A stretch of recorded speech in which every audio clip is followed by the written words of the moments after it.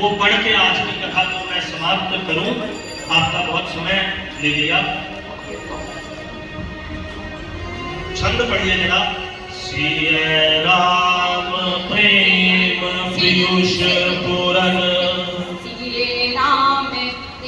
सिय राम प्रेम पीयूष पूरन, जन्म भरत को मुनि मन अगम जम नियम समगम, विषम व्रत आपरत को दुख आहार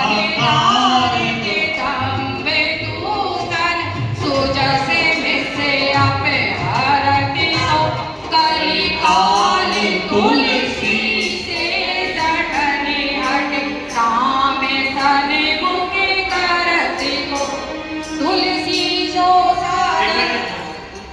ये जो छंद है इसकी जरा मैं आपको बता दूं क्या लिखा।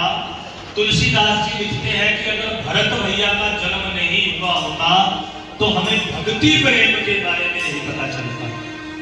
भगवान को प्राप्त करने के योग के द्वारा सतयुग में और त्रेता युग में जो बड़े बड़े काम थे वो क्या थे? भगवान को प्राप्त करने का अष्टांग योग जो लिखा, ये नीरू मेहरा जी बैठी है, वीर जी बैठे हुए हैं और योग करने वाले लोग बैठे हैं।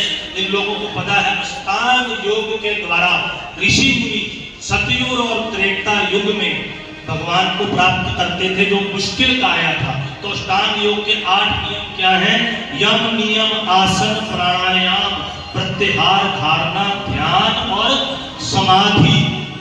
तो कलयुग में अगर भरत चरित नहीं हुआ होता तो ये 8 काम योगा के द्वारा करके समाधि तक और फिर भगवान की प्राप्ति करना ये अति दुष्कर कार्य हो जाता। तो तुलसीदास जी लिखते हैं कि भरत जन्म भया तो हम लोगों को भक्ति के बारे में, वैराग्य के बारे में पता चला।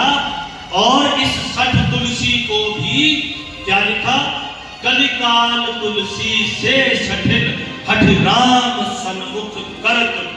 इस सठ तुलसी को भी भरत चरित पढ़ करके भगवान श्री राम की भक्ति और उनके चरणों के प्रति प्रीति का पता चला।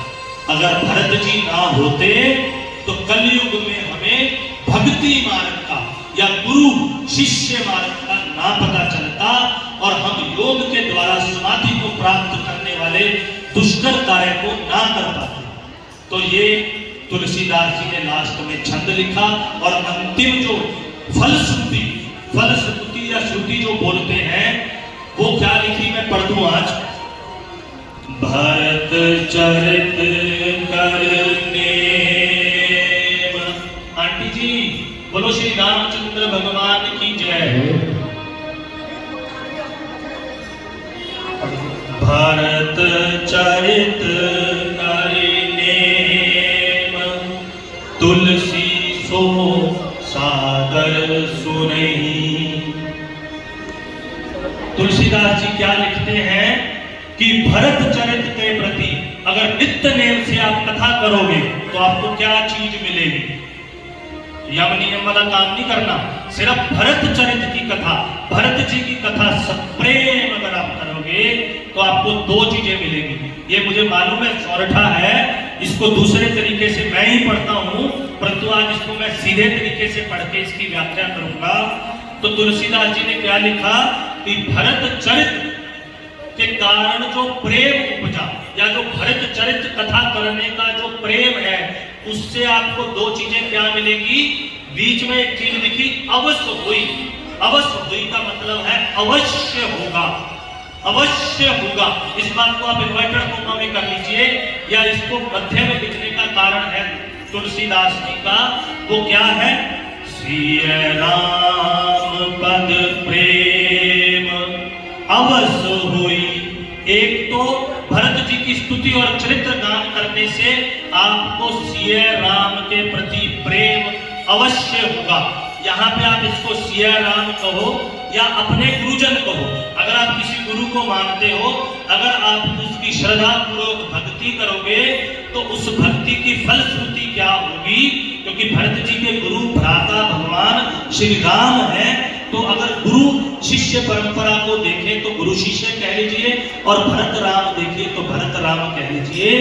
अगर आप भरत चरित्र की कथा या अपने गुरु की कथा इतने अच्छे से करोगे तो अवश्य क्या होगा, सिय राम पद प्रेम, एक तो ये पैदा होगा। दूसरा क्या होगा, अवस होई भव रस विरति, एक अवश्य होगा कि आपका संसार के कामों से आपकी वृत्ति हो जाएगी, आप निर्मोह भी हो जाएंगे, संसार से आपका ध्यान थोड़ा हट जाएगा। तो भरत चरित्र की कथा मैं यहाँ पर ही समाप्त करूं। आप लोगों ने मेरी बातों को बड़े ध्यान से सुना, उसके लिए बहुत अनुग्रहित हूँ, और आपके अंदर विराजमान भगवान राम को प्रणाम, कोटि कोटि प्रणाम। बोलो श्री रामचंद्र भगवान की जय। सुंदर व्याख्या करी, ऐसा लग रहा था जैसे हम अभ्यास भी कर रहे हैं और हम सब